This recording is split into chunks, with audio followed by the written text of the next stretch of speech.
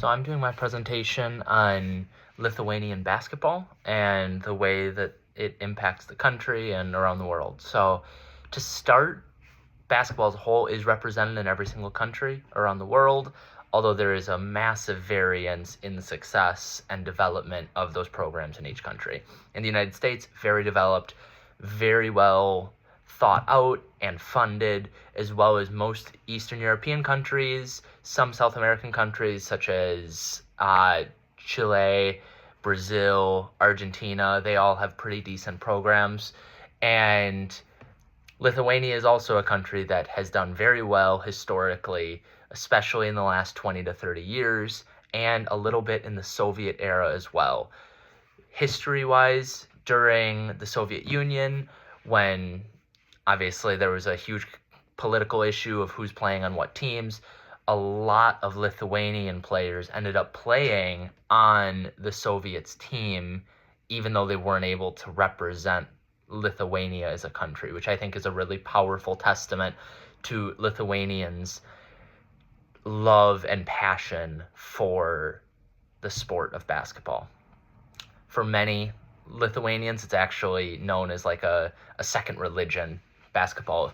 It reminds me of the way American football is that second religion for people here in America, because it's like, okay, well, what do you do on Sunday? It's either you go to church. Obviously, people can go to church and watch football, but for a lot of people, it's what do you do on Sunday? Their answer is going to be, I'm going to sit around from noon until 10 p.m. and just watch football all day.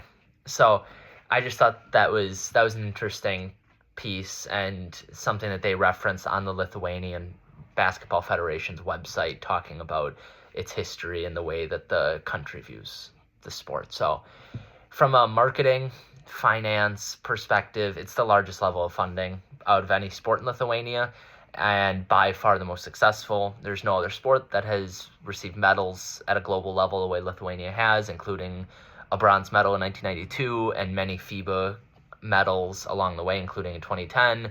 And they've beaten the U.S. in basketball friendlies, which is something that very few people can say. So the one downside, really two downsides that I've really seen in my research about Lithuanian basketball is the lack of funding towards women's players and women's teams. They've been really great about getting a lot of funding and eyes on the men's side, but there's not been the same level for the women. And they've seen great marketing value, which is why there's been so much funding put towards basketball, but it's just been very one-sided. So that's something that needs to change in the future.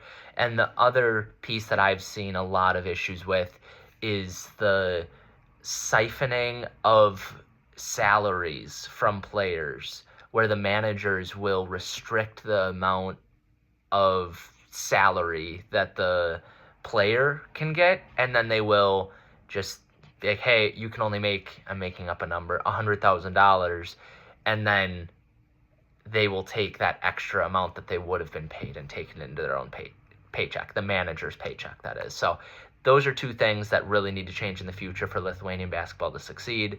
And I enjoyed getting to learn about the history and the future of Lithuanian basketball, and I appreciate you watching this.